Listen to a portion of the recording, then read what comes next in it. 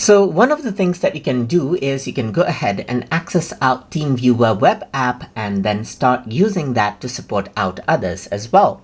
So to do that on your web address bar, simply go around over here onto teamviewer.com right here. Once you go ahead and do that, you can see that on the top you can click sign in, and here you can see that open web app is an option. Go ahead and click right here, and then what happens is that you will be redirected to the web version of Teams right here. That is TeamViewer. So if I were to actually go around over here and let's say for example sign out, and if I haven't signed in yet, then you will be first asked to sign in just like this. So using your ID, using your email or your Gmail ID, simply go ahead and sign in right here. And once you go ahead and sign in, what happens is that you simply have access to the web version of TeamViewer.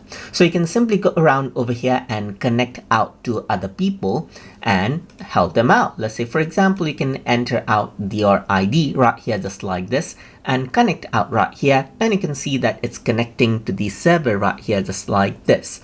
And once that is done, what happens is that it'll ask you to enter out the password right here.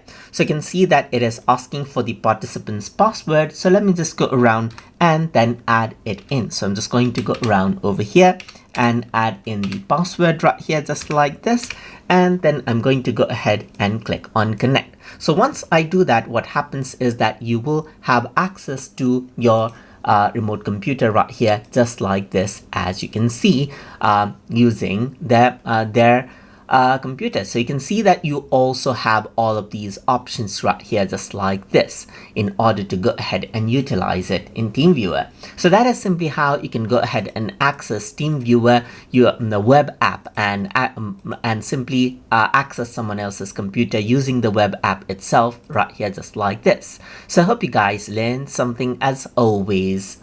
And as always, please like, comment, share, and subscribe.